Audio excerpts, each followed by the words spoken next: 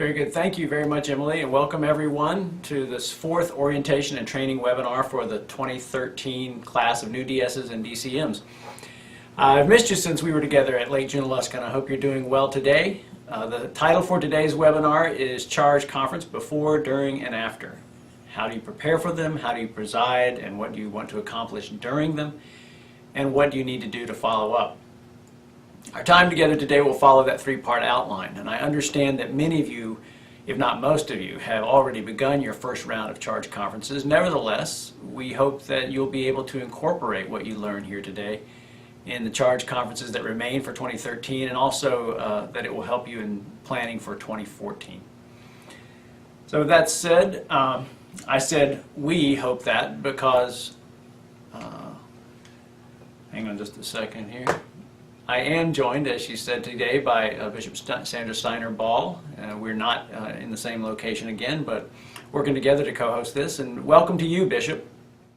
Hello, welcome everybody. It's good to be with you by electronic means. When we were all together at Lake J, we talked about a series of follow-up webinars, and so I want to bring you up to date about that. We've scheduled another webinar to focus on appointment making, and that's set for Monday, October the 14th at 12 noon Eastern, 11 Central, and other corresponding times across the country. As with this and the preceding webinars, if you missed the live session, these will be recorded and posted for you to review at another time. And we're also considering a November webinar on the judicial complaint process. And we're prepared to host other webinars in response to your feedback. So let us know what you need, and depending on the level of demand, we'll do what we can to set those up and present them, and we'll give you advance warning as we're able. Well, let's move on to our topic at hand, and that is, how do you prepare for charge conferences? What should you do to be ready? The third segment of the 2-CD resource from the Lewis Center for Leadership, titled Making the Rounds, the Charge Conference Season, is a good way to start. It provides a helpful introduction from the new DS perspective on the charge conference season. So if you haven't already, we encourage you to review that part of that resource.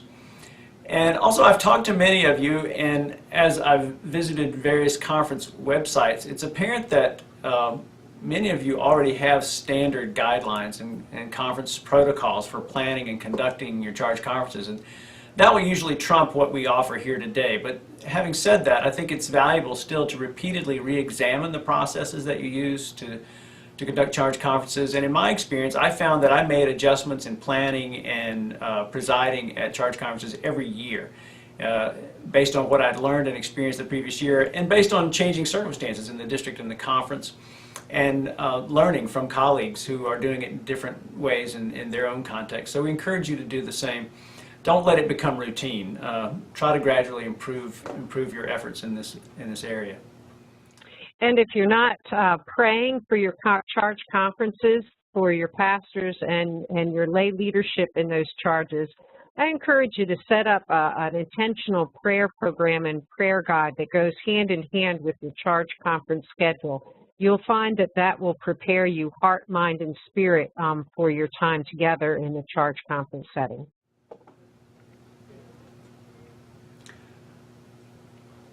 To start, we encourage you to set and communicate your expected forms and deadlines. Just work with communication to begin with.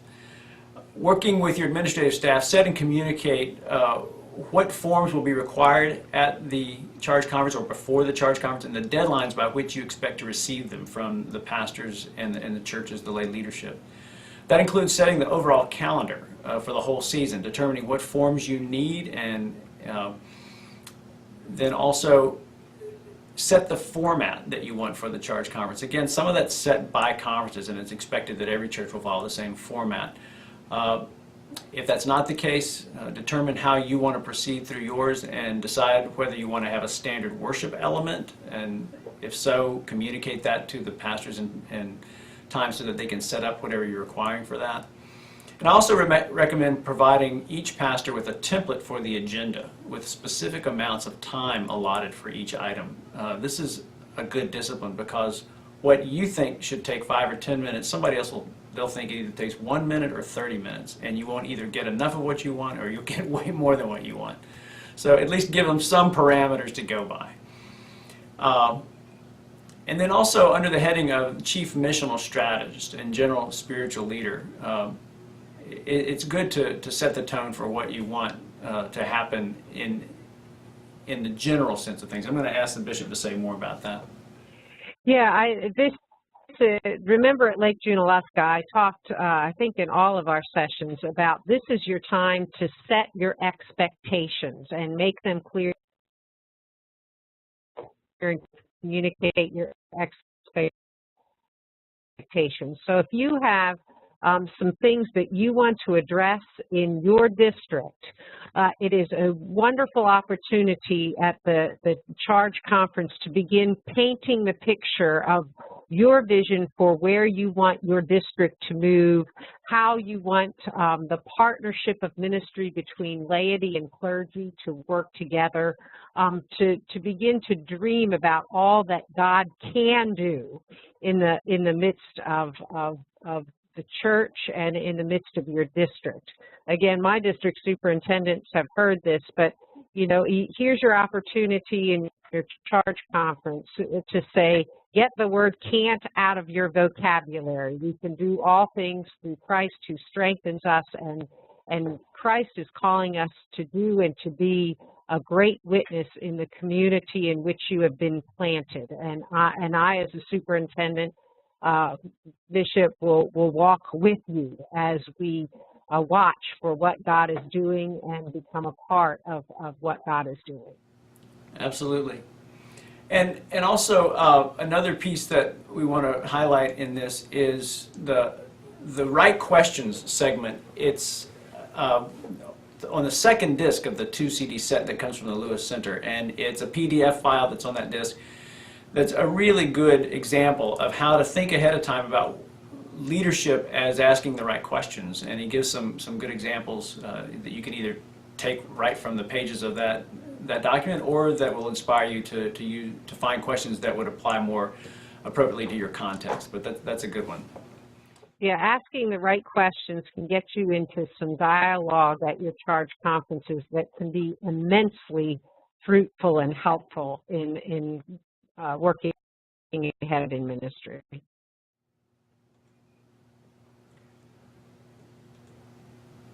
Along these the same lines of communicating general expectations, Weems points out that a lot of first-year DSs came back realizing that they had not been as clear as they needed to be with the particular pastors about the pastor's very specific responsibilities, and doing so in writing. It's the pastors, not the lay people, who are first and finally responsible for the content and the quality of charge conferences. So make it clear to all the pastors in your district that if the finance report, for example, is not complete and on time, it's not the lame finance committee chair's fault to make that happen. It's the pastor's responsibility to make sure that it happens. Of course, finance chair needs to get it done, but at the pastor's urging. Some of you will find that it's a good time to meet with staff parish committees. Not everybody does, not every conference does that, but especially in your first year, you may find it's a good way to get to know the lay leadership of the churches. And if you are planning to build that into your schedule, do it up front and include that in setting your calendar and schedule, because that'll determine how many you can get done in a day or in an evening. And make sure that staff parish committees understand ahead of time what they are and are not expected to do in this meeting. What's the agenda for them? That will help them to be prepared as well. Any additional comments on that from you, Bishop, from your experience? Yeah, I encourage your pastors, don't sign a financial form unless they have walked through it with their financial people.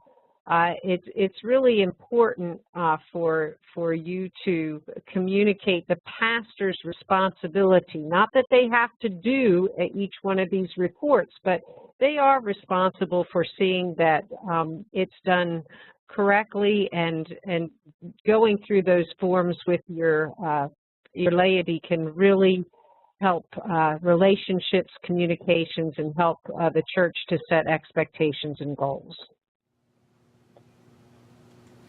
Yeah, and I know that many of you will also do what I did, and that is to deploy presiding elders to help you in completing the annual round of charge conferences. I found that to be a tremendous help.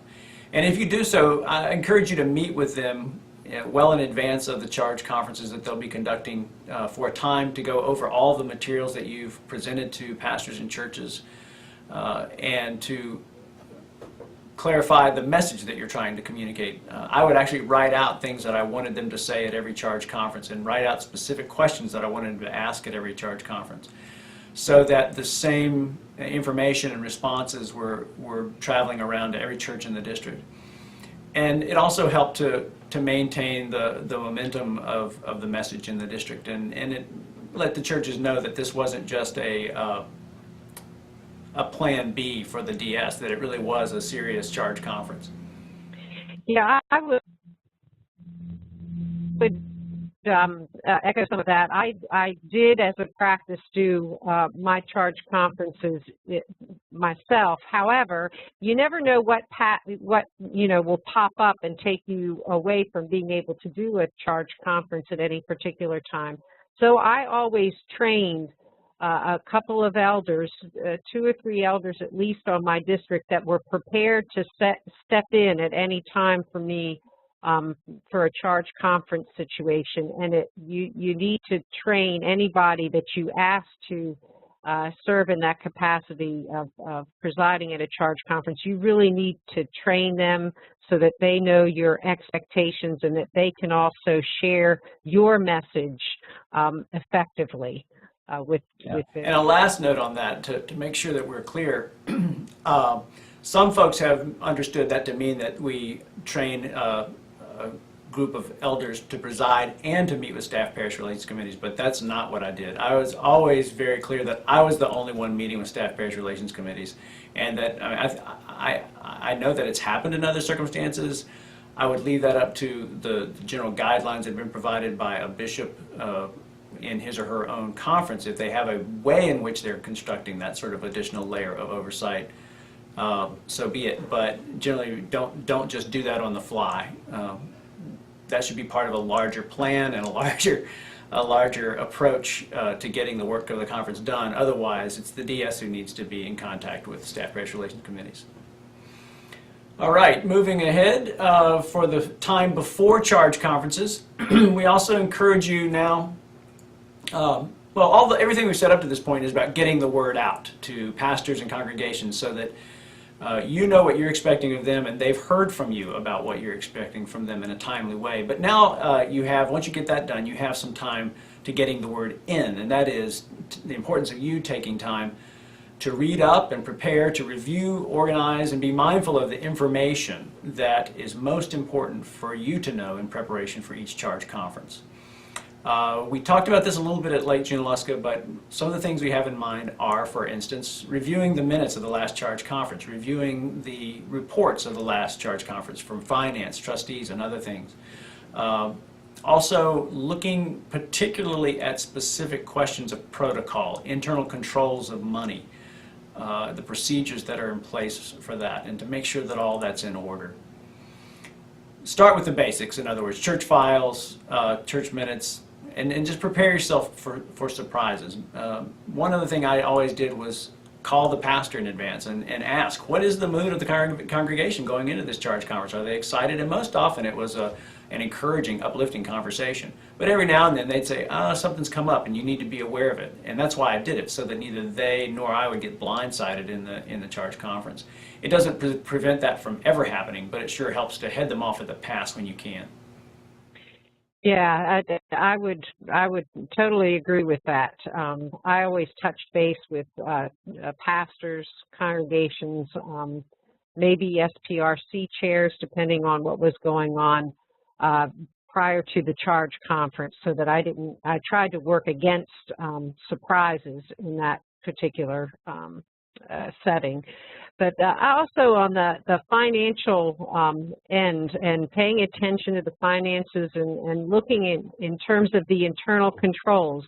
Now, I'm aware some of you as superintendents may, as pastors, not have paid particular attention to that because things were going well. But let me just say you're in a new role now, and paying attention to the internal controls and how the finances are set up, including your financial secretary, the treasurer, the people who count the money, all those jobs, and they're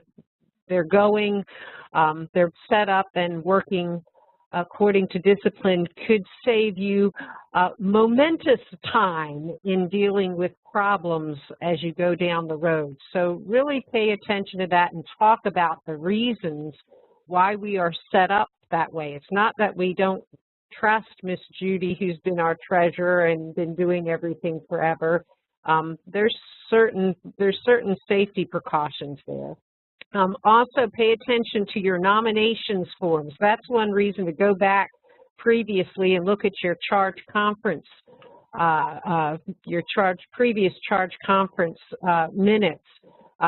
If you don't pay attention to the 3-year cycle that's required by in some of our committees, you'll have the same persons in positions for 20 or more years, and then you'll wonder why you have to deal with an issue at a church, and sometimes it comes to the fact that they've not rotated leadership, and power has been controlled, has been grabbed by 1 or 2 persons, and it sets up a very nasty situation that you as a superintendent will have to deal with if you're not paying attention to what's happening in the nominations process.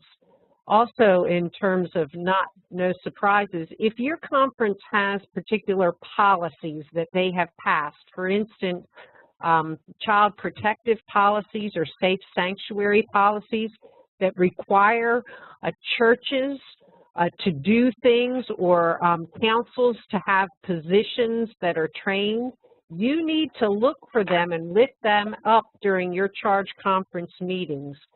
Make sure that your churches in your district are following those conference policies.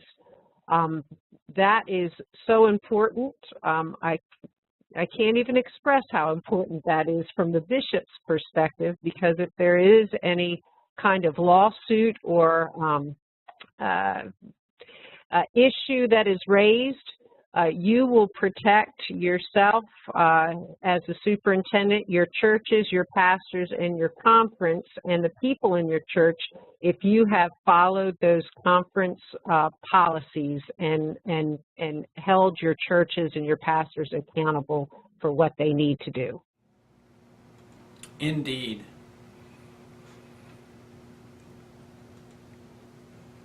Another thing that you'll find yourself doing more and more is reading the Book of Discipline, more than you used to probably.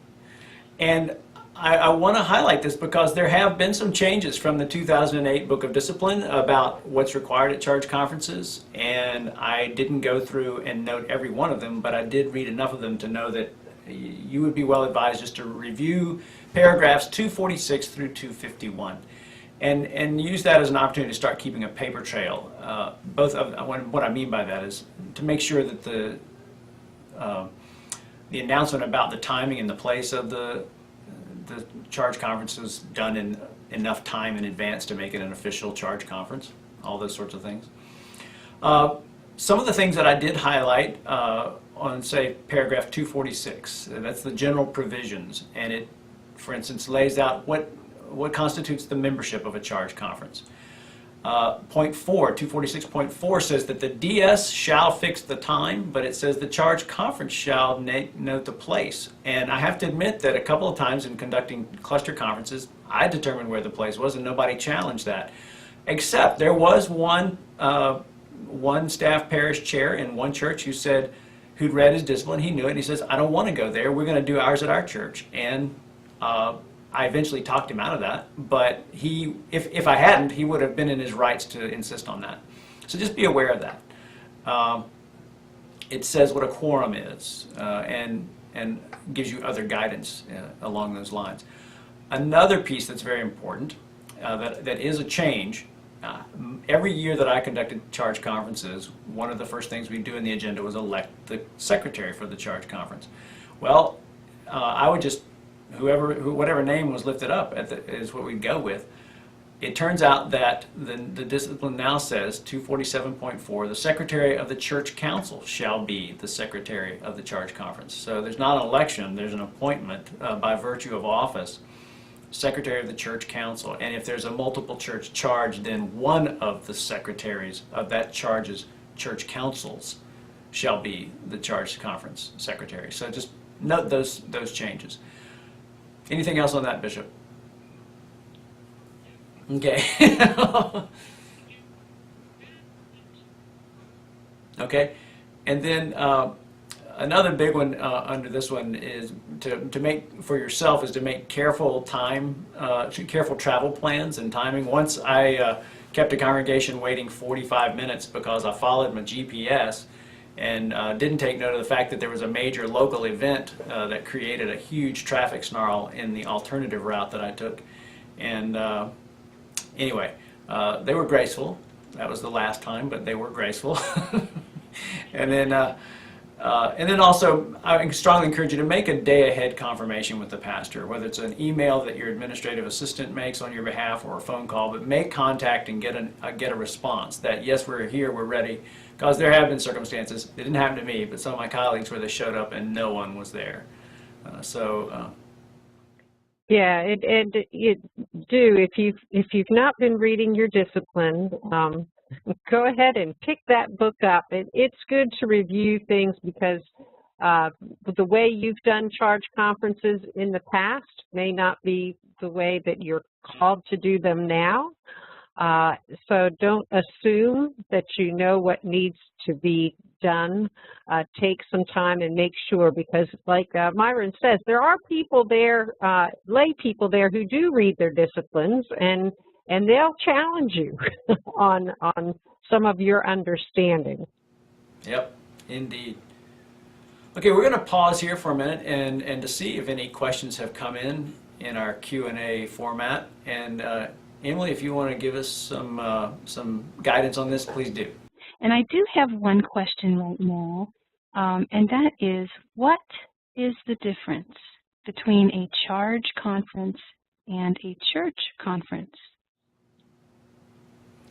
Very, very good distinction to make. Bishop? Okay, charge conference, as Myron has pointed out, you can read about the charge conference in paragraph 246. I am holding my good book of discipline here. In the charge conference, it's members of the church council who are the persons who make up the charge conference. However, a church conference can be called, and that encourages broader participation by members of the church. And a church conference extends the vote to all professing members of the local church present at such meetings. Often, as a superintendent, I would encourage and ask that charge conferences be called as church conferences, because that enabled me to get a greater interaction between myself as a superintendent and the broader church. And because part of the purpose of the conference is to celebrate ministry and to share vision and to share goals, it was wonderful to be able to invite the larger church to this meeting and really encourage them to talk about the wow ministries of the church, the things that were going well, and what they thought God was leading them to in the future. So there can be some benefits in calling a charge conference as a church conference and extending that vote and participation to all the professing members of the church. If you want to read about the church conference, it's in paragraph 248. It is called in the same way. It has to be called by the superintendent. Very good.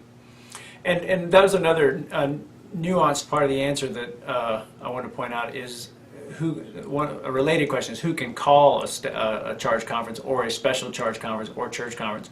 And the pastor can ask for one, the staff parish chair can ask for one, the DS can ask for one, but in all of them, the DS has to sign off on it and agree to it. The DS determines who presides, and the agenda has to be set. If it's going to be a special charge conference, the specific matters that are to be dealt with have to be set in writing, and the charge conference is limited to dealing with those items and not other ones that may be introduced from the floor at the time of the conference. I would caution you when you are asked to hold a charge conference by a special session of charge conference, when you're asked to hold one by a pastor or a congregation and they want, or your pastor wants to preside over that charge conference themselves. That may not be a wise move, because the pastor in that case has an invested interest usually in the decisions that are being made. So I would caution you to think about whether it is wise to have a pastor preside over their own charge or church conference.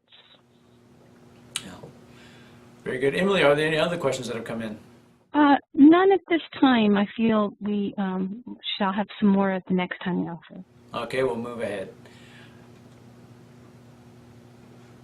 Now, what do you do during the charge conference? Everything we've talked about so far is in preparation for. Now we're there, or driving to that. And as I said earlier, chances are that many, if not most of you, will be meeting with staff parish relations committees in this charge conference rounds. There are some conferences that do not make that a part of the annual protocol, and that's okay. It's not a disciplinary requirement.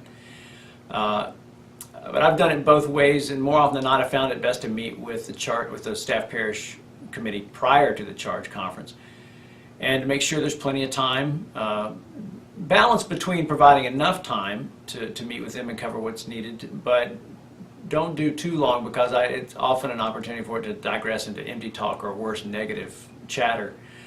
I took it as good news that more often than not, I found I was increasingly meeting with staff parish relations committees who were not familiar with the Methodist way, so to speak. They were new to Methodism, and this required a lot more time coaching and teaching them about how we handle matters of leadership in the church, particularly the itineracy and the appointment process. So be prepared for that when you're meeting with staff parish relations committees, not just the first time, but with each new class you'll find that there are new folks who really haven't been oriented as they should be, and it's going to be your job to help them understand that, especially when you're anticipating a change of pastoral leadership. Letting them know it's not a call system, it's not the way that we do it a different way, and they'll need some help understanding that. Bishop? Yeah, actually, you know, I would extend that. Your charge conference or church conference is a perfect opportunity to make to take a teaching moment about the role of the SPRC and the appointment process, reminding congregations that appointments are made on an annual basis, and that charge conferences are actually part of the consultation process that is taken into consideration in terms of appointments. I would take every opportunity, especially in those churches where there hasn't been a pastoral change for a while, to take those opportunities, not just with the SPRC, but also with the whole church, so that they understand that you work with the SPRC when there are appointment changes for whatever reason. So it just helps. The more transparent you are, the more education you do around that appointment process, you'll find the better off you are. In terms of meeting with the SPRC, if you're part of a conference that doesn't meet regularly with the SPRC during the charge conference schedule, what I would encourage you to do is that you already know right now where the retirements are, where there are suspected changes that are going to be made in appointments. I would encourage you to go ahead and make those visits with the SPRC so you get a sense of helping to encourage them to update their congregational profile and get a better sense of what's going on in mission and ministry with both the congregation and also what you get a better sense of the gifts and skills and call of the pastor. Very good. Very good.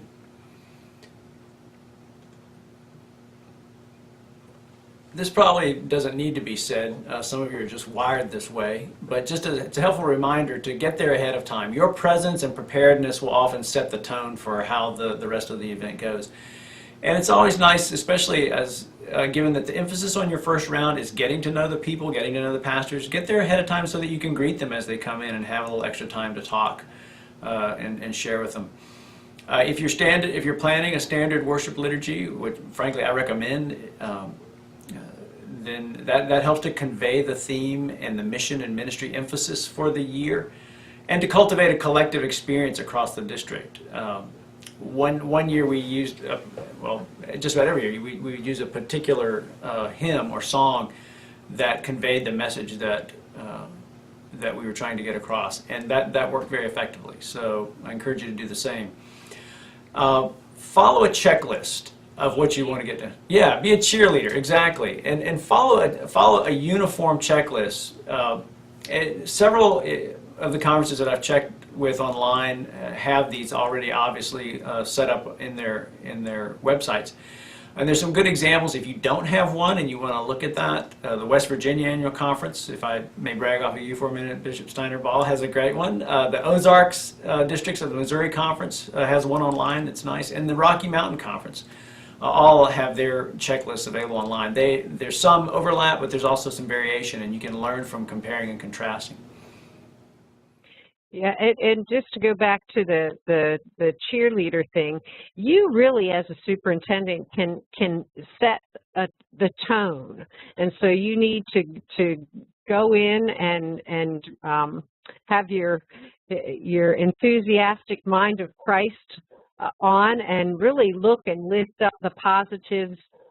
Make sure this is where reviewing your files and things ahead of time and being prepared can help you go into that situation immediately, lifting up and affirming some things that you have found in their history, in the mission and ministry, in the relationships, or what you've heard about the congregation around a community. It's so much easier to begin to move a congregation in a new or different or better direction if they know that you appreciate what they have been doing and what they are doing, and that you care for them as a congregation.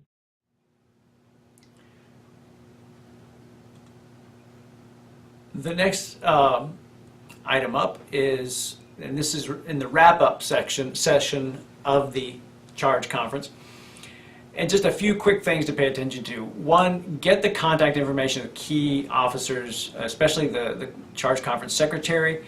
And I always try to do it in the minutes of the meeting of, not the contact information, you can do that, but set the date and the manner that you want to receive the minutes as a part of the minutes of the meeting. So say, have an agreement with the pastor and the Charge Conference Secretary that they will forward the minutes of that meeting within 7 office days or 10 office days, something like that. And whether you want that hard copy or email or both, just make all that clear. So, and the reason for getting the contact information is so that you can follow up directly or have your administrative assistant follow up directly if things don't come in on time. And this perhaps should go at the beginning of your planning, but just a reminder to, when it's possible, if you have a district lay leader or a sub-district lay leader that is available, I often found it helpful to have lay leadership representing the district with me to be a part of the Charge Conferences. They would often be cheerleaders, as the bishop says, using that word, and they were able to talk with the lay people in a way that I wasn't, and so it's nice to have them along, and I encourage you to do that when it's possible. Yeah, I would encourage you to do that. It helps make a good model for ministry. That ministry is a partnership between the clergy and the laity. People are more likely to really grab onto that and believe it if they see that kind of partnership modeled for them. Exactly. All right. We're going to move to a poll here, and again, I'm going to invite Emily to come back on board and to walk us through this poll. We're trying to get a reading of how you all do your charge conferences, and again, this is related to our growing awareness of very large districts. Well, thank you, Myron, and I'm happy to open the poll here. It's quite simple. We would like very much to have your participation in answering this little question here. For your first round of charge conferences, what will you do? Conduct a conference for each individual charge? Conduct cluster charge conferences? Or perhaps would you conduct a mix of cluster and individual conferences? So I think that's in keeping with what our expectation was coming out of our training at Lake Junaluska, is that a lot of you are going to either take advantage of, or you have been instructed by your bishops to conduct a charge conference for each individual charge. That's almost, yeah, it's 58% of our audience, yeah. Just shy of 2/3. It's pretty big. And also, it's interesting the number that will do a mix. About 10% will do a mix. Well, thank you all. We'll consider that in what we plan in the future, if that affects any plans we have for coaching you through this office. All right, moving ahead to after the charge conference. What do you do in follow-up? This is just a brief reminder that, as we said at Lake Junaluska, the charge conferences are one of the 7 key points, strategic points for supervision. And a lot of that has to do with the following 2 points, the appointment-making process and the complaint process. You can learn an awful lot at charge conferences. And so that's why we encourage you to prepare for them seriously and conduct them mindfully, so that you really are able to take it all in and basically pay close attention. You can learn a lot in these sessions of meeting with the church lay leadership and clergy leadership, and watching how they interact with one another. Yeah, listen and look, observe. Before the charge conference even starts, and after you officially close the charge conference, you can learn a lot about the dynamics of the congregation and the dynamics between the pastor and the congregation if you just pay attention. Indeed.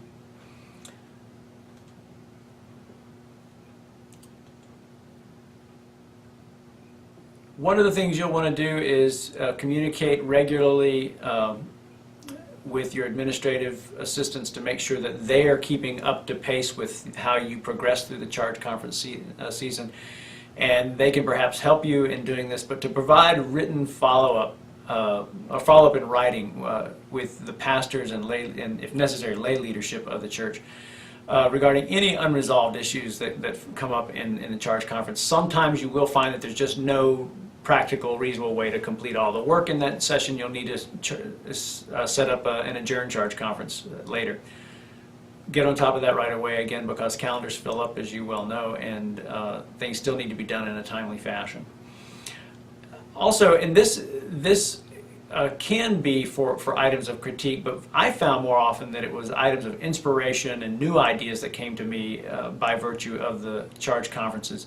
And that is to keep a journal and note and file any observations or ideas, inspirations, or leading questions that you want to flesh out that come up in this process, usually having to do with mission and ministry or strategic appointment making. And it was kind of fun, but actually when it all started to unfold, because as other DSs have seen at the end of their first year, the overwhelming majority tend to say that they are more encouraged after doing the charge conference season, that they see more signs of life, more signs of vital ministry, and more promising opportunities than they expected. So note those and let those build in your heart and mind as you envision what will come for your district. And encourage your pastors. I mean, charge conferences can be fun. And if you've got some creative pastors out there, they can be done in wonderful ways. There's a pastor who's part of the Rocky Mountain Conference, I believe, that every year they would do their charge conference differently. One was, the one time they did it as an Academy Awards, where they really did, they dressed up and they had the red carpet and they did some interviews that they showed up ahead of time. And treated their reports as awards, and it was just a neat thing. So where there's creativity among pastors in your district, you know, encourage that creativity, because charge conference and celebrating the ministries, the goals, and the mission of the church can and should be fun, and the work of the church can be exciting and should be. Absolutely, and the only qualifier I would put on that is don't mistake entertainment for content, good content. And because I've also seen some churches, if they would put as much energy into the mission and ministry of the church as they put into making for a big show at charge conference, then something would happen. So just remember that just because it's a good show doesn't mean the content's worth it. So pay attention to the content. Absolutely. Yeah. And then I say maintain files carefully in a timely fashion. I know that on some weekends, for instance, I would do 3 or 4 charge conferences on a Saturday and as many as 2 or 3 on that Sunday. And so that by the time I got back to the office on Monday, I'd done 7 charge conferences. That's a lot of files, a lot of paperwork. And when your car is your traveling office, you need to make sure that you keep all that stuff in order, and just be careful about that, about crossing T's, dotting I's, and making sure your administrative assistants get the information back that they need so that they can stay on top of all that. Yeah, and I would say where you can, you know your administrative assistants or you're getting to know them, I would empower my administrative assistant. When I was a DS, all those, especially the pastor's compensation forms, they need to be in to your business office in a timely manner, because there are things that have to be done for the General Board of Pensions and insurance issues and other things that if they're not, as you are doing charge conferences, those should be turned into your business office. And if you're running around during charge conferences, empower your administrative assistant to help you get things like that into the business office and other places in a timely fashion. They can, if they're able to do it, then you don't need to tie up your time and energy and effort doing some of those things. So. Absolutely. Okay, create a good division of labor. Absolutely. So also, if you are using other elders to help you in the process to preside at these charge conferences, make sure that not only you do the orientation up front, but afterwards schedule a substantial time to debrief with them. And I found it's best to do it all together, because in hearing what each one had done, the others would also gain from that in improving how they conducted their charge conferences. On my behalf. And then also I learned a lot from debriefing with them. There were things that the clergy and laity would, for whatever reason, feel free to share with them that they would then share with me that they wouldn't probably have shared with me directly. And my only guidance to them at that point was, don't break confidence. If indeed they've shown something, they've shared something with you that doesn't need to be shared with me, well then keep that confidence. But then again, a lot of it wasn't really confidential. It's just important information that helped me to do my job better. So take time to debrief with them, and use this opportunity. You may be tired at this point in the season, but use it as you wrap up the season to evaluate and reset your future course while the experience is fresh, while the memories of how things have gone are at the front of your thoughts, and you have those fresh ideas about how you want to do it next time.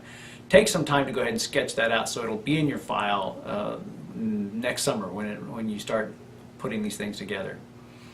And then finally, rest. You're going to need it, and then rest some more. It's a long, especially for those of you who are doing all your individual charge conferences. The grace and peace of God be with you, because that will be a long stretch of time between here and December. Anything else, Bishop, on that? That just you need to keep yourself healthy and whole, and practice those spiritual disciplines that keep you healthy and whole in the midst of this time. So that would be, you do need to pay attention to yourself, your spiritual health as well as your physical health. So that's pretty much it for before, during, and after for what we have planned for you today. We're going to go back to questions and see if you have developed any since we last asked. And Emily, has anything else come in? Well, yes, actually, Myron, I do have an interesting question here. Yes, it goes, how is a special session of charge conference called? Okay. Bishop, go ahead with that one. Yeah, special session, I think we touched on it just a little bit, but a special session of charge conference can be requested by the pastor or by the SPRC or by some members of the church. But special sessions are usually called for a specific item. So they're called for in a normal pattern. It has to be approved by the superintendent. The superintendent, if they decide to approve that request for a special charge conference, will assign the presiding elder. It has to be advertised in the same ways as a regular charge conference would be advertised. But only in a specially called session of charge conference, you can only deal with the agenda matters that were advertised in the call of that charge conference. No other business can be done in a specially called charge conference except for the matters that were advertised and noted in the calling of that charge conference. Very good. Anything else, Emily? That'll do it for now. Okay. Well, we encourage you to send any other questions that come up along the way to us, and we'll respond to those. We are on time to wrap up within the hour that we set aside for this. Going back to the earlier announcement, and that is just to remind you as we sign off here that our next webinar will be conducted on Monday, October the 14th. You will receive other reminders of this, as well as the invitation that you've become accustomed to from WebEx to sign on to that. And in the meantime, if there are any questions, topics, or scenarios that you want us to address, especially regarding appointment making, please send those to us at ds-dcm@gbhem.org. And please, again, put in the subject line webinar feedback so that we can distinguish those when they come in. And as we close, again, you are spiritual leaders first. And the prayer prior to your charge conferences, taking care of your spiritual disciplines will help you set the tone that you are a spiritual leader, that this gathering, that the charge conferences are about the work of Christ and the mission and call of God in the life of the congregation and the pastor. So pay attention to your spiritual life and your prayer, healthy routines of rest and renewal. That will help you be the leader that God has called you to be, a spiritual leader. Take time to listen. Listen deeply in the midst of this charge conference season. you'll learn a lot, and God will speak to you through all that you are hearing. And don't fear talking with other superintendents and seeking their advice. We can really work better as a team than we can work individually. And so just encourage you to partner up and really form a relationship with the other superintendents you have on the cabinet and with superintendents that you met at Lake Junaluska. You can help one another immensely, spiritually and in the life of doing the ministry of superintending. Indeed. Strongly encourage you to participate in the coaching calls too that are set to follow up from your time together with your coaching groups that were formed at Lake Junaluska. Those can also be good points of check-in and fellowship and renewal. So please participate in those as you're able. And now I want to say thanks again for joining us, for being a part of this endeavor with us, and allowing us to be a partner with you in it. And in the words of the Wendell poem that we've shared before, may a Sabbath mood rest on your day and find it good. Go in peace, and may God's peace go with you.